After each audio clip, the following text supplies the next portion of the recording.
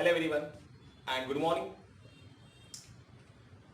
In the previous lecture of chemical bonding, lecture number 4, you know that we have gone through the concept of formal charge.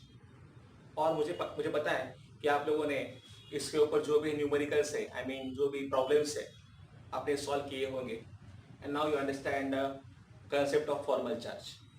Now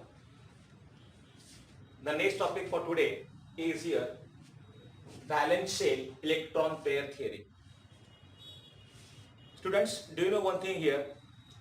Properties of the molecules or compounds, they depend on the shape of that molecule. And the shape of the molecule, it cannot be described completely by the Lewis theory. In fact, not a single theory can give the explanation about the shape of molecules. Okay?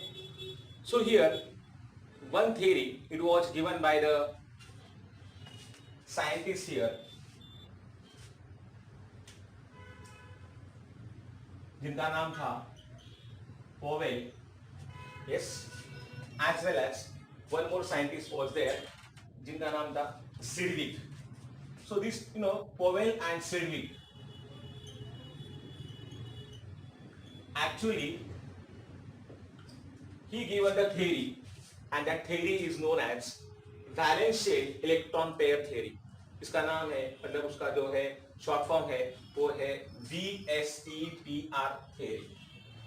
So as per this theory, the electron pairs मतलब कौन सी pairs, चाहे वो lone pair हो या फिर bond pair हो, तो इन electron pairs के बीच में होता है repulsion, and that's why this electron pair, they will repel each other, and hence the shape of the molecule, it will change. जो भी एक्चुअल ज्योमेट्री होगा या फिर जो भी एक्चुअल शेप होगा मॉलिक्यूल का, ये चेंज हो जाएगा इनके रिपल्शन की वजह से.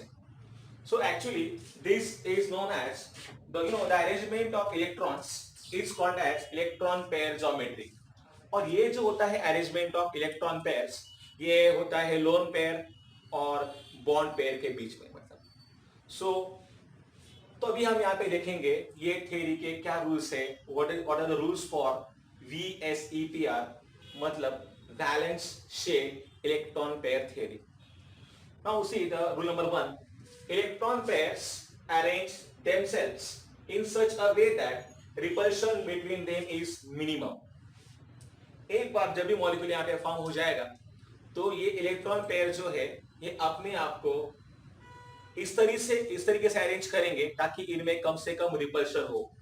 Okay, so electron pairs arrange themselves in such a way that the repulsion between them is minimum, ताकि इनमें कम से कम रिपल्शन हो, इस तरीके से वो खुद को अरेंज करेंगे.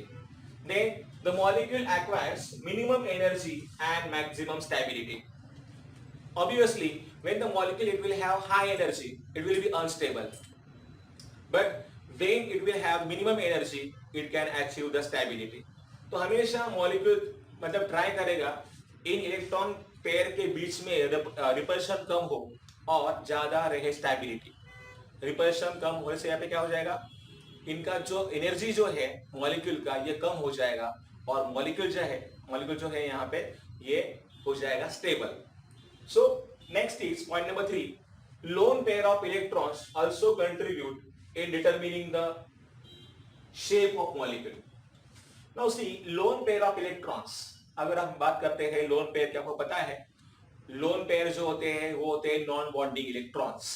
आपको पता है हमने कल देखा था फॉर्मूला, प्रीवियस लेक्चर का फॉर्मल चार्ज का क्या फॉर्मूला आपको पता है अभी. तो उसमें जो होते हैं नॉन बॉन्डिंग इलेक्ट्रॉन, उन्हीं को हम लोग बोलते हैं lone pair. Now this lone pair of electrons, they do not involve in bonding, but remember students, they can affect largely in the largely the shape of the molecule. I mean to say one thing here, electron की जो pair होगी lone pair, that is also responsible for the shape of the molecule. Then repulsion of electron pairs by the lone pair is stronger than that of the bond pair. अभी देखिए इसके लिए train हम follow करेंगे.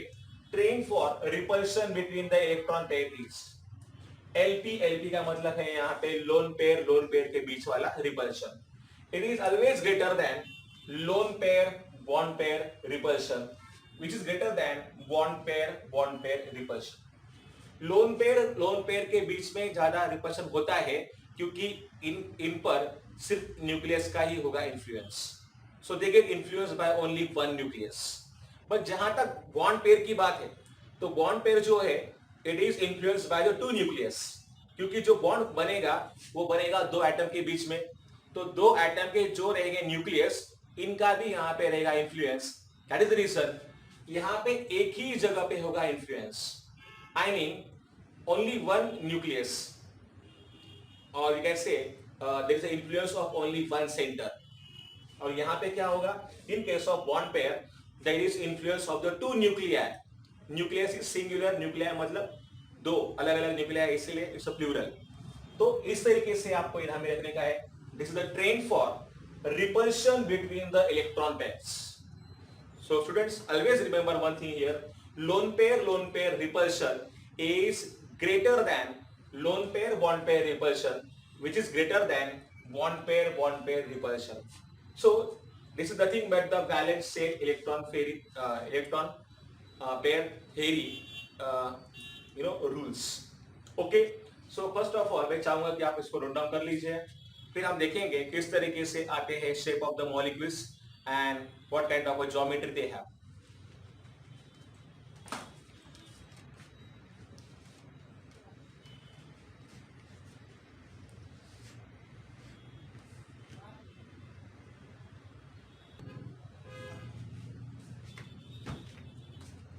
Now see, here on the board, I have drawn some diagrams and they just represent the geometries of the molecules.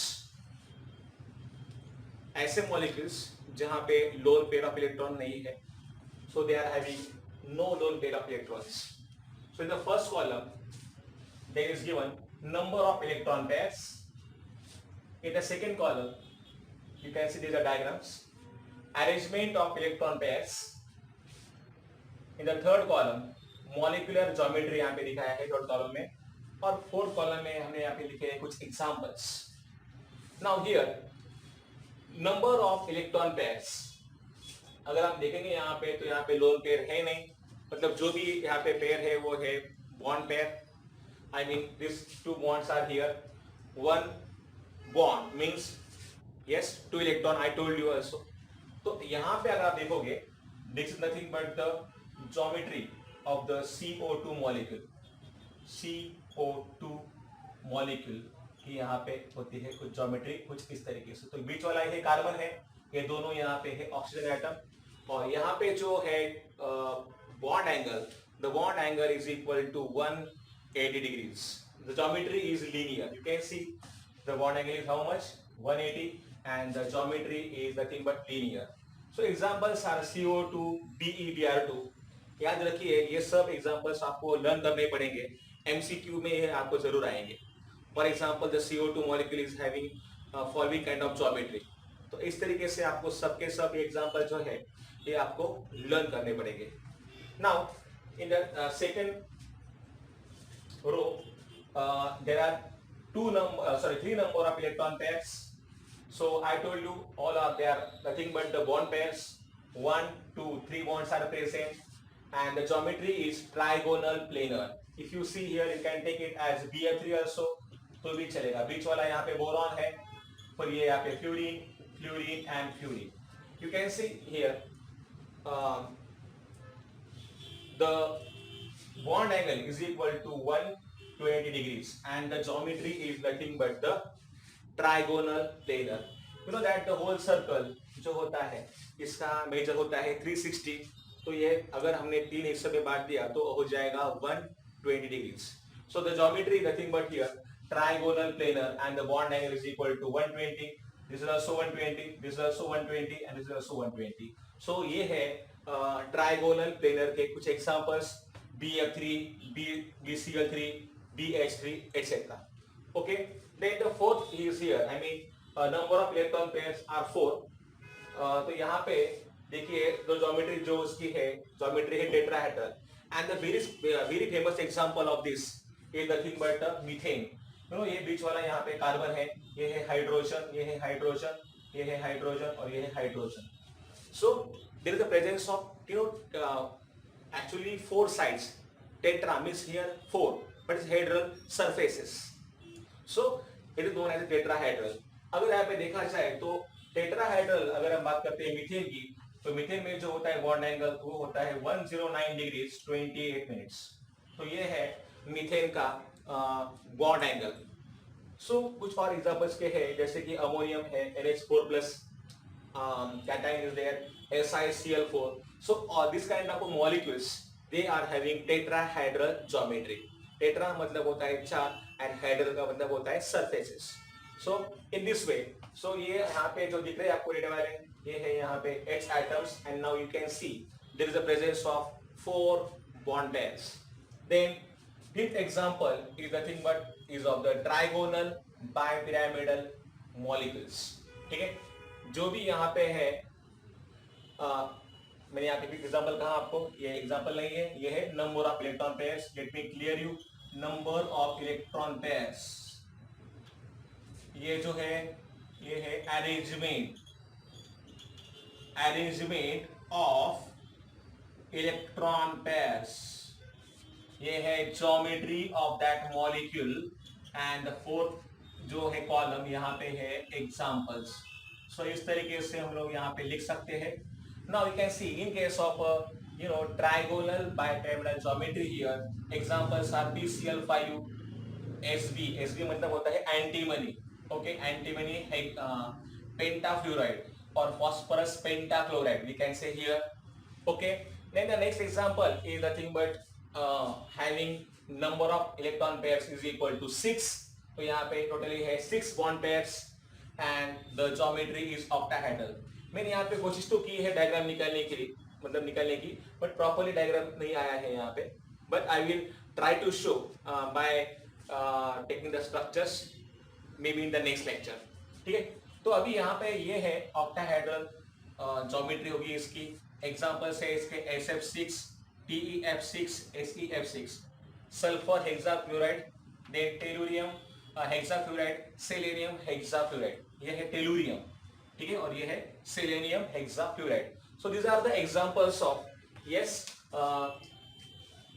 that molecules in which there is absence of lone pair of electrons. In the textbook also there is given here the geometry of some molecules having one or more lone pair of electrons.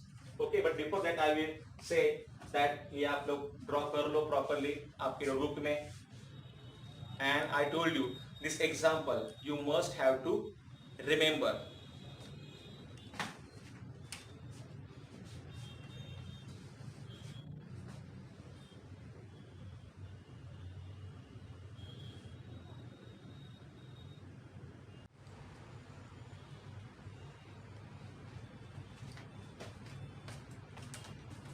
Now, let's see here the geometry of molecules having one or more lone pairs. अभी यहाँ पे board पे मैंने कुछ geometries निकाली हुई है.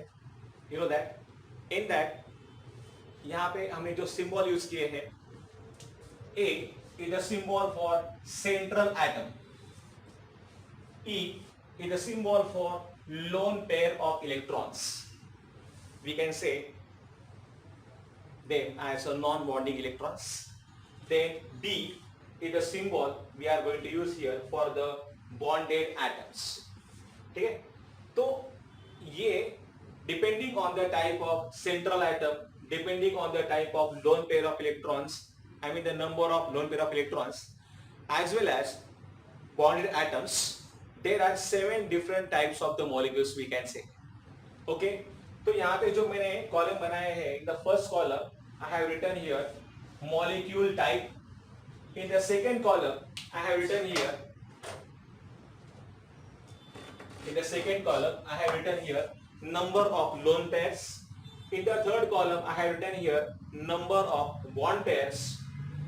It is the same as the number of atoms which are bonded together with the central atom. In the next column, there is the presence of arrangement of bonded electron pairs in the diagram. It is shown over here. And in the next column to that, there is the presence of shape of the molecules. और ये last वाले column में हमने यहाँ पे लिखे हैं कुछ examples. You know that the first type of molecule यहाँ पे जो प्रेजेंट है वो है AB2 and E type of molecule. A is central atom. यहाँ पे एक ही होगा सेंट्रल एटम.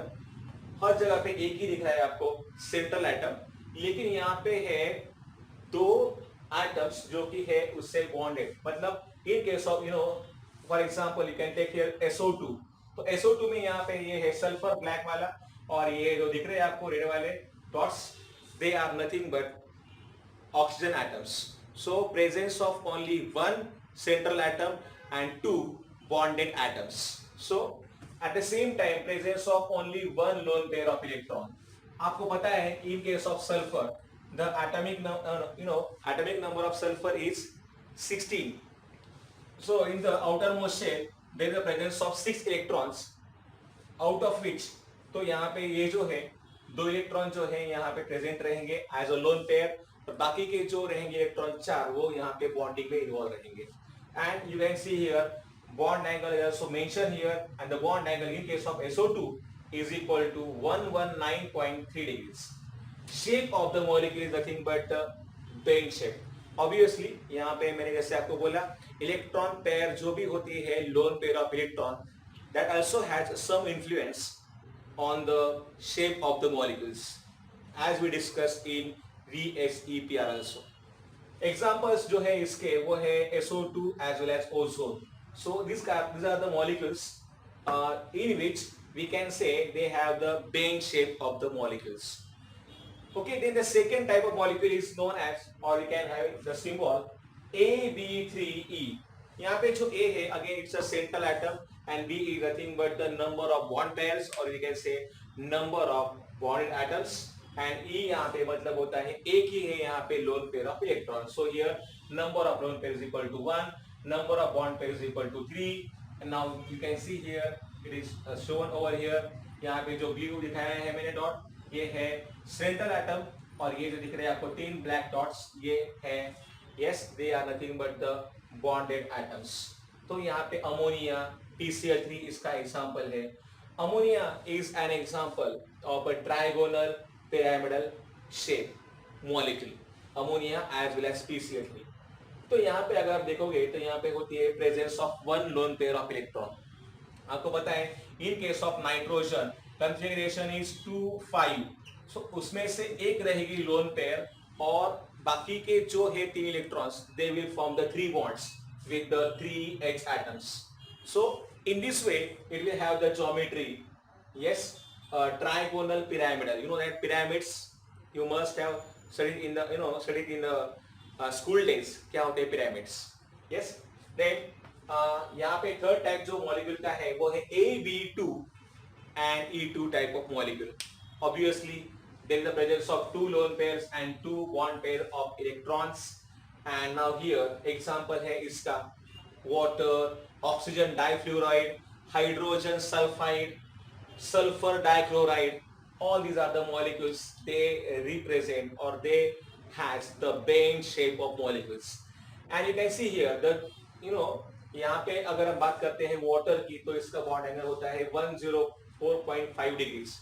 देखिए वाटर को अगर हम दिखाएंगे तो कुछ इस तरीके से. Now you can see there is the presence of 2 lone pair of electrons. ये रहा. अगर हम बात करते हैं ऑक्सीजन की तो ऑक्सीजन का होता है 2-6 as the configuration. तो इसमें से जो भी रहेंगे इलेक्ट्रॉन्स कितने हैं यहाँ पे इलेक्ट्रॉन्स 6. तो 1, 2, 3, 4, 5 and 6 और जो है H atoms. You know that. तो यहाँ पे क्या होता है इन case of H atom that इसका होता है पूरा डुप्लेट, इसका होता है पूरा डुप्लेट, ऑक्सीजन का पूरा हो जाएगा octet. But overall there is the presence of 2 lone pair, ये एक पेयर और ये एक pair and 2 bond pairs. So it is shown over here. Number of lone pairs is equal to 2 and number of bond pairs is equal to 2 as well. And these are the examples. Next is A, B4 and E. obviously there is the presence of 4 bond pairs and only one lone pair of electron in such a kind of molecules. तो इसका बहुत example है famous, वो है SF4. It has the seesaw type of geometry. As I told you, sulphur का होता है 286. तो आउटर मोस्ट शेल में प्रेजेंट होंगे 6 इलेक्ट्रॉन्स. 6 में से यहाँ पे 2 इलेक्ट्रॉन जो है वो फॉर्म करेंगे लोन पेयर, और जो बाकी के इलेक्ट्रॉन रहेंगे 4, they will form the bond pair. So 1, 2, 3, 4.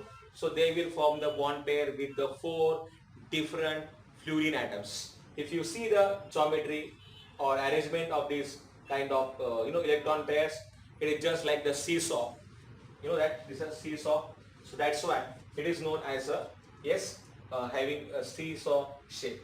Example इसका है सल्फर टेट्राफ्लोराइड. टेट्रा मतलब होता है 4. ठीक है. Then the next type of example is here AB3 and E2. AB3 and E2. As the name suggests, there is the presence of 3 bond pairs and 2 lone pairs.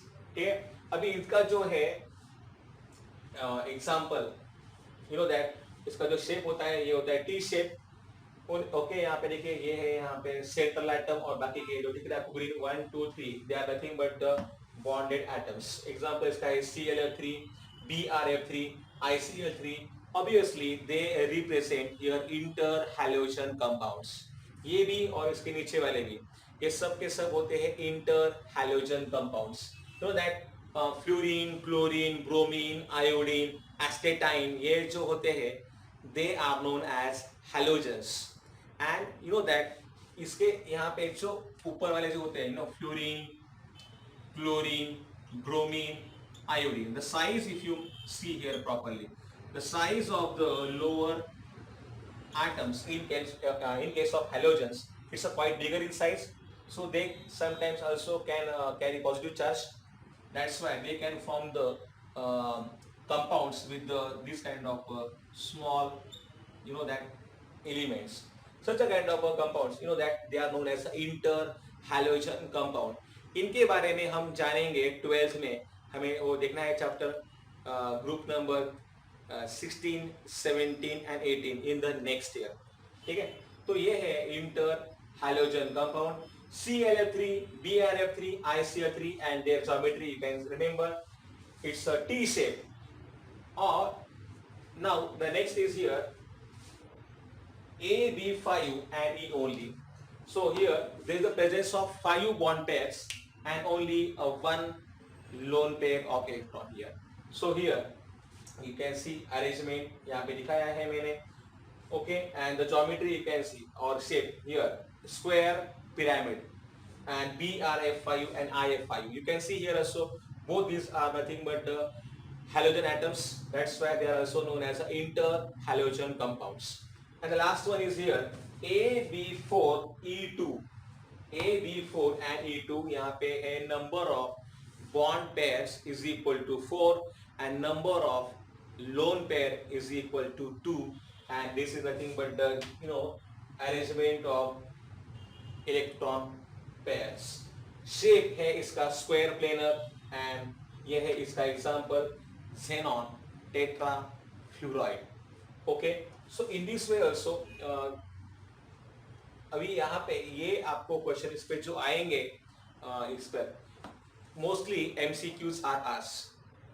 Okay, for example which of the following molecule is having seesaw shape. तो उसका example है SF4.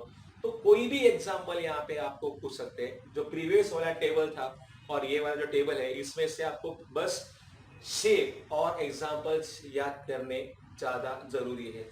आपको कोई भी ये geometry जो है ये जो इनके अरेंजमेंट है ये पूछेगा नहीं, लेकिन ये माइट ये पॉसिबली आपको तो मतलब लर्न करना ही है. इसके अलावा हो सके तो आपको ये बॉन्ड एंगल ध्यान में रखने जरूरी है. ठीक है. So kindly note down all this things in the text book. The diagrams are given properly and you can also watch that diagrams carefully, and remember that diagrams are 3D diagrams. Okay.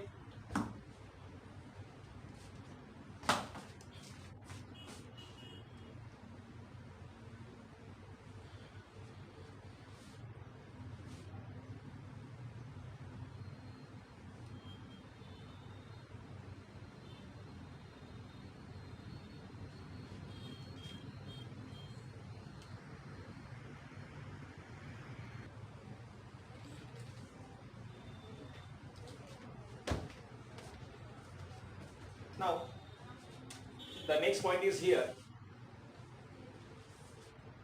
valence bond theory. Students, to explain the nature of covalent bonding, Hitler and London for the first time they put this theory on the basis of wave mechanics, and then later on Pauling and Slater they extended this theory that is known as a valence bond theory. इसको हम लोग बोलते हैं VBT. VBT मतलब होता है valence bond theory, ये है इसका short form. Valence bond theory के क्या है पोस्टुलेट्स मैंने बोर्ड पे लिखे हैं. One by one I will explain you all that points. Please listen carefully because VBT is very very important for us. Next year भी हमें इसको वापस देखना है एक बार, तो इसीलिए आप इसको समझिएगा अच्छी तरीके से. The first point is here, you know that a covalent bond is formed when the half-filled orbital of one atom overlap with half-filled valence orbital of another atom. इसका भी वैलेंस चाहिए, इसका भी वैलेंस चाहिए, और दोनों में क्या होना चाहिए? They should be half-filled. For example, अगर हम बात करते हैं s ऑर्बिटल की, आपको पता है अभी अच्छी तरीके से कि इसमें क्या होता है, s ऑर्बिटल में होते हैं मैक्सिमम 2 इलेक्ट्रॉन्स. तो अगर इसमें है एक ही इलेक्ट्रॉन तो ये हो गया हाफ फील्ड. एक एटम का हाफ फील्ड ऑर्बिटल, दूसरे एटम का हाफ फील्ड ऑर्बिटल, इनमें ये हो जाएगा यस, इन दोनों में फॉर्म हो जाएगा covalent bond. So this is the point number 1. Covalent bond is form when half field orbital, valence orbital of one atom overlaps with half filled valence orbital of another atom. मतलब अभी देखो for example अगर हम बात करते हैं यहाँ पे हाइड्रोजन की, तो उसका एटॉमिक नंबर होता है 1. सो 1s1 है इसका configuration. So you know that s orbital होता है स्फेरिकल इन शेप. तो यहाँ पे ये है हाफ फील्ड ऑर्बिटल, ये है एक एटम का. एट द सेम टाइम दूसरा एटम जो होगा हाइड्रोजन का ही, चलो हम लोग यहाँ पे लेते हैं, ठीक है, ये है दूसरा एटम, और यहाँ पे भी क्या है, ये भी हाफ फील्ड है, ठीक है, इसके पास. सो इन दोनों में यहाँ पे क्या हो जाएगा, एक्चुअली यहाँ पे ये इन दोनों में हो जाएगा ओवरलैपिंग. ओवरलैपिंग मतलब क्या होगा कि these electrons they get paired and they will form the covalent bond. ये है point number 1. The electrons in the half-filled valence orbitals must have opposite spin. देखिए अगर आप देखोगे तो इसका स्पिन कैसा है, it is having upward spin. इसका स्पिन कैसा है, it is having the downward spin. तो ये जो होते हैं spins, these spins they must be present in the opposite direction. आपको पता है ये जो है spin, I mean this spin is upward spin, तो ये है दूसरा अपवर्ड स्पिन, तो इसको हम लोग बोलते हैं parallel spin. But for the formation of covalent bond remember always the spins should be in the opposite direction only. मतलब अगर पहले इलेक्ट्रॉन का स्पिन अपवर्ड है तो दूसरे का होना चाहिए डाउनवर्ड, तो ये हो जाएंगे, फिर ये हो गया इनका स्पिन पेयरिंग. अभी से यहाँ पे पेयरिंग होगा, मतलब ये हो जाएंगे neutralize. Now see during the formation of bond half filled orbital overlap and the opposite spins of the electrons get neutralized. जैसे कि मैंने आपको कहा, जैसे इनमें हो जाएगा ओवरलैपिंग ऑफ एटॉमिक ऑर्बिटल्स, देखिए कुछ इस तरीके से, तो यहाँ पे ये हो गया SS ओवरलैप, क्योंकि इसका भी है S ऑर्बिटल, इसका भी है S ऑर्बिटल, उसको हम लोग बोलते हैं SS ओवरलैप. तो यहाँ पे ये जो स्पिन जो है, ये स्पिन हो जाएगी neutralize. Spins they get neutralized. During the formation of a bond, half-filled orbital overlap and opposite spins of the electrons get neutralized. इसको हम लोग बोलते हैं स्पिन का हो जाता है न्यूट्रलाइजेशन, they get neutralized. ठीक है. Greater the extent of overlap, stronger will be the bond produce. Overlapping जितना बढ़िया होगा, जितना ज्यादा होगा, you know that for example, if these are nothing but you know that two orbitals, अगर इनमें है ये ओवरलैप कुछ इस तरीके से, और ये ओवरलैप अगर आप देखोगे तो यहाँ पे मतलब स्ट्रॉन्ग ओवरलैप नहीं है, ये वीक ओवरलैप है। But if you know hold like this, ये हो गया stronger overlap. Greater the extent of overlap stronger will be the bond produce. जितना ज्यादा ओवरलैप होगा उतना बॉन्ड प्रोड्यूस स्ट्रॉन्ग होगा। लेकिन complete overlap is not possible. यहाँ पे मैंने ऐसा क्यों कहा है? So basically students, if you see the reason behind it here, let me tell you one thing, कि जब भी कभी दो एटम्स अप्रोच होते हैं, suppose this is the first atom, this is second one, ये है इसका न्यूक्लियस, ये है इसका न्यूक्लियस, ये है इसका इलेक्ट्रॉन, ये है इसका इलेक्ट्रॉन, और यहाँ पे दिखाते हैं हम लोग electrons. Now if you see carefully, ये दो एटम्स जब भी अप्रोच हो जाएंगे, अप्रोच होंगे, तो क्या होगा? तो इनमें फोर्सेस ऑफ अट्रैक्शन और फोर्सेस ऑफ रिपल्शन दोनों भी डेवलप होंगे। कैसे? तो देखिए, जब ये दो एटम आएंगे नजदीक, तो यहां पे हो जाएगा फोर्स ऑफ रिपल्शन, इथे आता रहा है force of repulsion in the nuclei, between the two nuclei there is also presence of force of repulsion. Again in these electrons there will be again force of repulsion at the same time। मतलब electron electron को repel करेंगे, nucleus nucleus को repel करेगा, और ये electron और ये nucleus इनके बीच में होगा फोर्स ऑफ अट्रैक्शन। ये इलेक्ट्रॉन और ये न्यूक्लियस इनके बीच में होगा attraction, nucleus and electron attraction, इनमें भी होगा अट्रैक्शन। मतलब those which are having opposite charge उनमें हो जाएगा अट्रैक्शन, और जिनके चार्जेस यहाँ पे सेम है इनमें होगा repulsion. So both force of attraction as well as repulsion they get develop. ठीक है, याद रखिएगा एक बार, when forces of attraction are greater than forces of repulsion, attraction ज्यादा रिपल्शन कम, ऐसे में पोटेंशियल एनर्जी हो जाएगी डिक्रीज। फोर्सेस ऑफ रिपल्शन ज्यादा है फोर्सेस ऑफ अट्रैक्शन से, potential energy of system it will increase.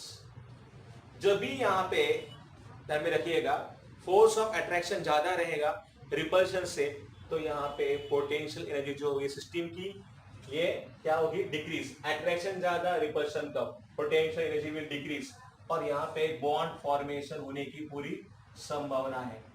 Bond formation will takes place in this case. अगर रिपल्शन ज्यादा है, अट्रैक्शन कम है, तो ऐसे में बॉन्ड फॉर्मेशन का कम होता है पॉसिबिलिटी।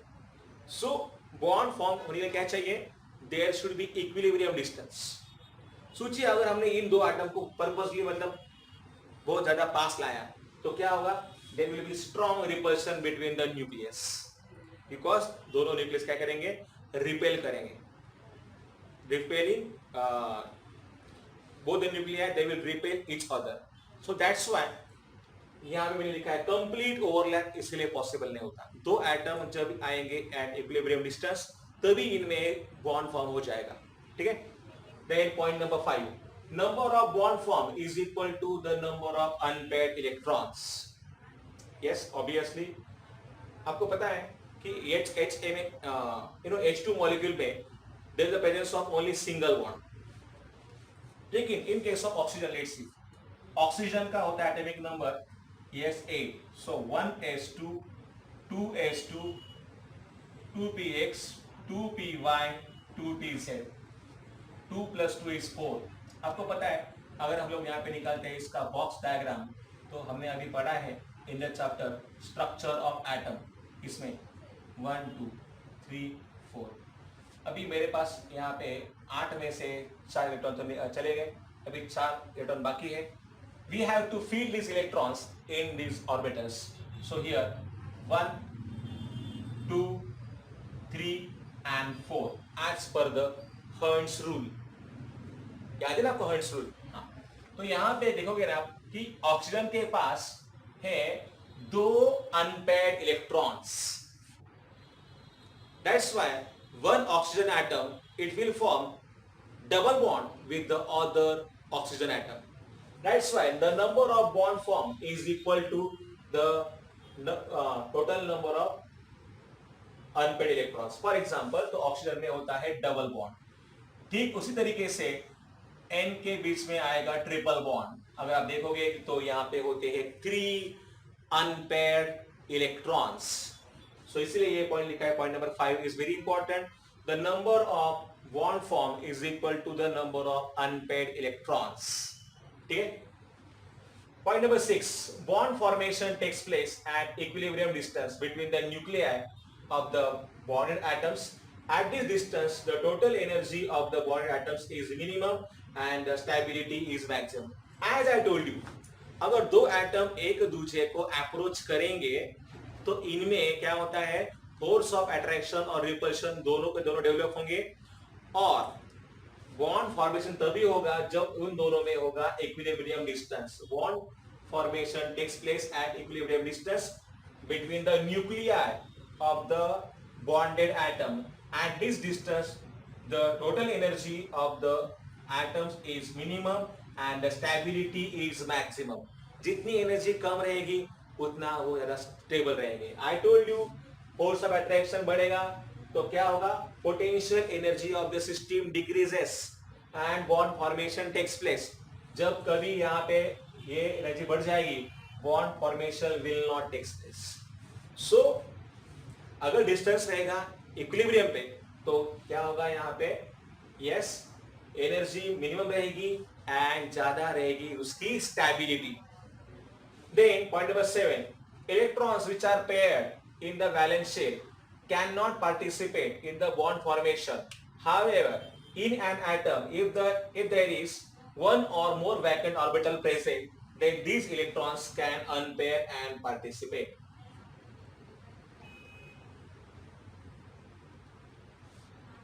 देखिए, जरूरत पड़ने पर क्या होते हैं कि अगर इलेक्ट्रॉन पेयर्ड है तो उसमें से I will write one example here on the board. पहले मैं बोलता हूँ यहाँ पे लास्ट पॉइंट कौन सा है, फिर ये जो पॉइंट नंबर 7 और 8 में आपको एक्सप्लेन करता हूँ. पॉइंट नंबर 8 पहले बोल देता हूँ आपको मैं. Covalent bond is directional in nature. आपको पता है s orbital is spherical in shape, p orbital is dumbbell shape. p orbital होते हैं 3 टाइप के, px, py, pz. सो जब भी कभी यहाँ पे ओवरलैप होगा, that covalent bond it must have some directional characteristics. क्योंकि एस की अगर हम बात करते तो उसमें कोई शेप नहीं रहेगा, इट्स स्फेरिकल इन शेप, उसकी कोई मतलब डायरेक्शन नहीं रहेगी.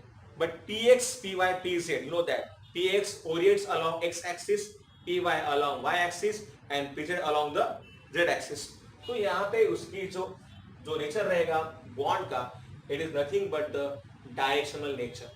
ओके, अभी मैं पॉइंट नंबर 7 आपको बोलता हूं, but before that you just write down all this points in proper manner.